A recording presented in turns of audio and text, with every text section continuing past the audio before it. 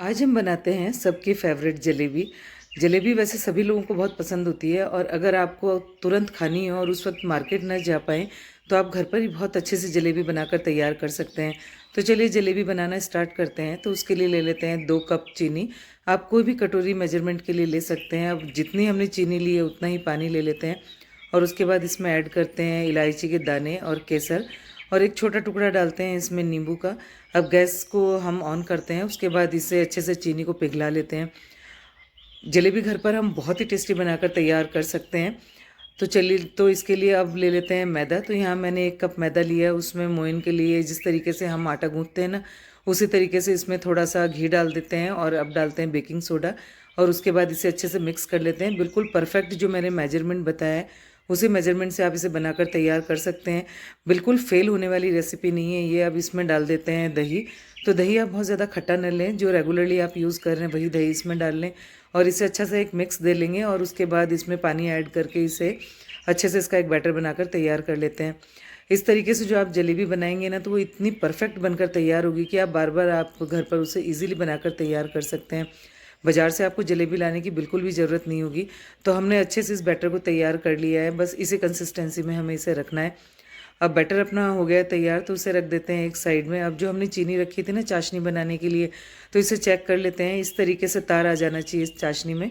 तो बस यहीं तक ही हमें इस चाशनी को कुक करना है। उसके बाद रख दिया है दूसरी साइड में और जो हमने बैटर रखा हुआ था ना पहले अच्छे से तैयार करके, वो थोड़ा-सा अभी और थोड़ा पतला हो गया है, तो उसे अच्छे से मिक्स कर लेते हैं। उसके बाद ले लेते हैं एक पाइपिंग बैग और उसमें जो हमने बैटर तैयार किया है जलेबी वाला, उसको इसमें ऐड कर देते हैं। इस तरीके से जो आप जलेबी बनाएँगे वो परफेक्ट बनकर तैयार होगी। बस आपको जो मैंने मेजरमेंट बताया बिल्कुल वही परफेक्ट मेजरमेंट लेना है। इससे आपकी जलेबियाँ बहुत ही अच्छी कुरकुरी खस्ता बनकर तैयार होंगी और इतनी परफेक्ट बनेंगी ना, अगर आपको कभी भी ऐसा हो कि बस अभी खानी है, तो आप तुरंत से इसे बनाकर तैयार कर सकते हैं। तो पाइपिंग बैग में इस सारे बैटर को भर लिया है, उसके बाद इसकी जो टिप है उस पे कट लगा लिया है और अब कढ़ाई में ले लिया है हमने घी। आप चाहें तो इसे तेल में भी बनाकर तैयार कर सकते हैं, ये आपकी अपनी पसंद पर निर्भर करता है। तो यहाँ आप घी तेल कुछ भी यूज़ कर सकते हैं। तो यहाँ मैंने घी ले लिया है, उसे अच्छे से गरम कर लिया है। उसके बाद इसमें डाल दी ये जलेबी। सबसे अच्छी बात ये होती है ना, जब हम जलेबी बनाते हैं तो उसमें एक कोई परफेक्ट शेप की ज़रूरत नहीं होती।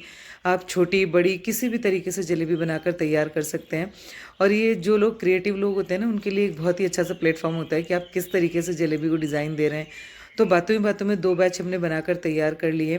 तो जब ये इस तरीके से बिल्कुल गोल्डन सी कलर की हो जाए ना, बहुत ज़्यादा इसे कुक नहीं करना है।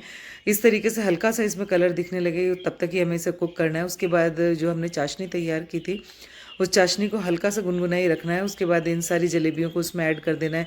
तुरंत से इसको जलेबी को निकालेंगे और चाशनी में इसे डिप कर देंगे। इसे बहुत ज़्यादा देर के लिए डिप नहीं करना है, बस आपने डिप करना है और बस तुरंत से इसे निकाल लेना है। उसके बाद जिस तरीके से हम बाज़ार में जलेबी खाते हैं, उस तरीके से जलेबी तैयार हो गई है प्लेट में। ऊपर से डालते हैं इसमें पिस्ता और आप चाहें तो इसमें सिल्वर फॉइल भी लगा सकते हैं। देखने में तो बहुत ही टेम्प्टिंग लग रही है ना, और यकीन मानिए एक बार जब आप इसे इस तरीके से बनाएँगे ना, तो आप बार-बार इसे घर पर ही बनाकर खाना चाहेंगे, बाहर से तो बिल्कुल भी नहीं लाएँगे। तो जलेबी पूरी तरीके से तैयार हो चुकी है। इस तरीके से आप जलेबी घर पर बनाएँ एंड एन्जॉय।